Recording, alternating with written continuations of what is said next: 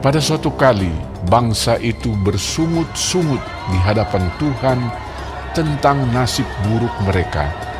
Dan ketika Tuhan mendengarnya, bangkitlah murkanya. Kemudian menyalalah api Tuhan di antara mereka dan merajalela di tepi tempat perkemahan. Lalu berteriaklah bangsa itu kepada Musa, dan Musa berdoa kepada Tuhan, maka padamlah api itu. Sebab itu orang menamai tempat itu Tabera, karena telah menyala api Tuhan di antara mereka. Orang-orang bajingan yang ada di antara mereka kemasukan nafsu rakus, dan orang Israel pun menangislah pula serta berkata, "Siapakah yang akan memberi kita makan daging? Kita teringat kepada ikan yang kita makan di Mesir dengan tidak bayar apa-apa, kepada mentimun dan semangka, bawang pre, bawang merah dan bawang putih. Tetapi sekarang kita kurus kering, tidak ada sesuatu apapun, kecuali mana ini saja yang kita lihat." Adapun mana itu seperti ketumbar dan kelihatannya seperti damar bedolah.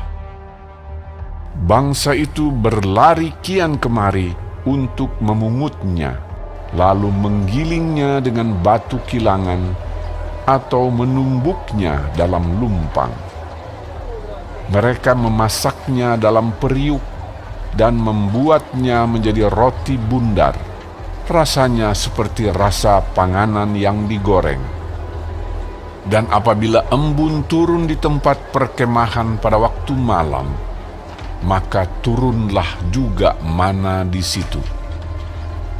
Ketika Musa mendengar bangsa itu, yaitu orang-orang dari setiap kaum, menangis di depan pintu kemahnya, bangkitlah murka Tuhan dengan sangat, dan hal itu dipandang jahat oleh Musa.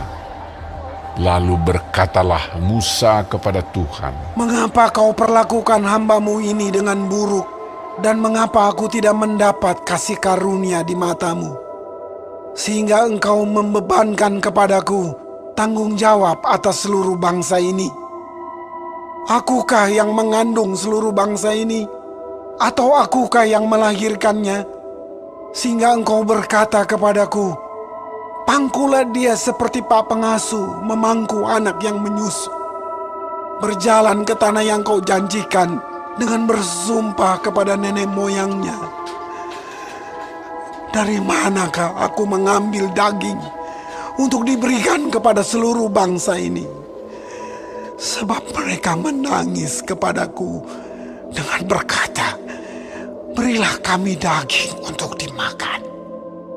Aku seorang diri tidak dapat memikul tanggung jawab atas seluruh bangsa ini, sebab terlalu berat bagiku. Jika Engkau berlaku demikian kepadaku, sebaiknya Engkau membunuh aku saja. Jika aku mendapat kasih karunia di mata-Mu, supaya aku tidak harus melihat celakaku." Lalu berfirmanlah Tuhan kepada Musa, Kumpulkanlah di hadapanku dari antara para tua-tua Israel 70 orang, yang kau ketahui menjadi tua-tua bangsa dan pengatur pasukannya. Kemudian bawalah mereka ke kemah pertemuan, supaya mereka berdiri di sana bersama-sama dengan engkau. Maka aku akan turun dan berbicara dengan engkau di sana. Lalu sebagian dari roh yang hinggap padamu itu akan kuambil dan kutaruh atas mereka. Maka mereka bersama-sama dengan engkau akan memikul tanggung jawab atas bangsa itu. Jadi tidak usah lagi engkau seorang diri memikulnya. Tetapi kepada bangsa itu haruslah kau katakan, kuduskanlah dirimu untuk besok maka kamu akan makan daging. Sebab kamu telah menangis di hadapan Tuhan dengan berkata, "Siapakah yang akan memberi kami makan daging? Begitu baik keadaan kita di Mesir, bukan? Tuhan akan memberi kamu daging untuk dimakan. Bukan hanya 1 hari kamu akan memakannya, bukan 2 hari, bukan 5 hari, bukan 10 hari, bukan 20 hari, tetapi genap sebulan lamanya, sampai keluar dari dalam hidungmu, dan sampai kamu muak, karena kamu telah menolak Tuhan yang ada di tengah-tengah kamu, dan menangis di hadapannya dengan berkata, 'Untuk apakah kita keluar dari Mesir?' Tetapi kata Musa, Bangsa yang ada bersama aku ini berjumlah 600.000 orang berjalan kaki. Namun kau berfirman, daging akan kuberikan kepada mereka, dan genap sebulan lamanya mereka akan memakannya. Dapatkah sekian banyak kambing domba dan lembu sapi disembelih bagi mereka, sehingga mereka mendapat cukup? Atau dapatkah ditangkap segala ikan di laut bagi mereka, sehingga mereka mendapat cukup?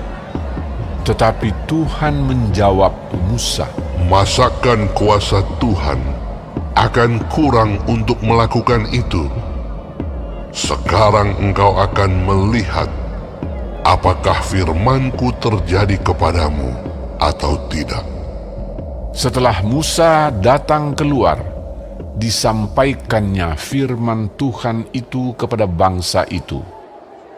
Ia mengumpulkan 70 orang dari para tua-tua bangsa itu dan menyuruh mereka berdiri di sekeliling kemah.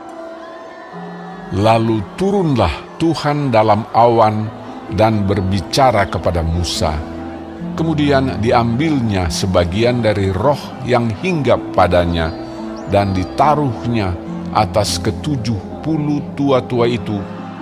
Ketika roh itu hinggap pada mereka, kepenuhanlah mereka seperti nabi, tetapi sesudah itu tidak lagi.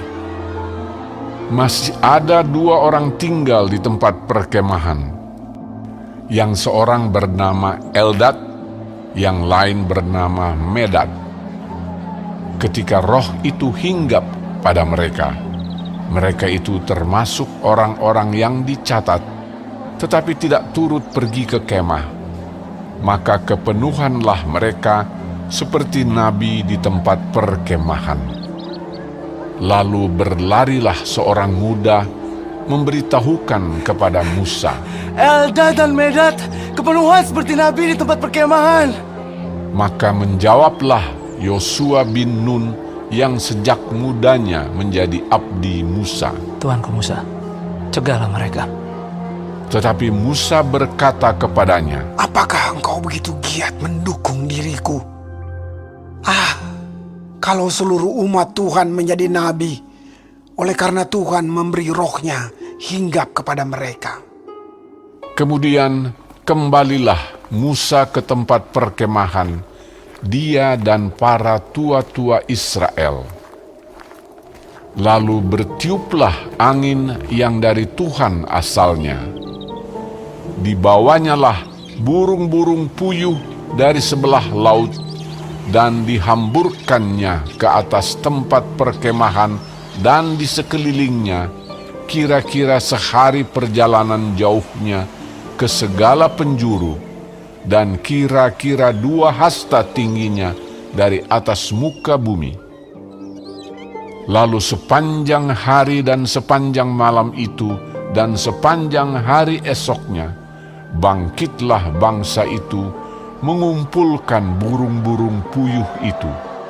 Setiap orang sedikit-dikitnya mengumpulkan 10 homer. Kemudian mereka menyebarkannya lebar-lebar sekeliling tempat perkemahan. Selagi daging itu ada di mulut mereka, sebelum dikunyah, maka bangkitlah murka Tuhan terhadap bangsa itu, dan Tuhan memukul bangsa itu dengan suatu tulah yang sangat besar.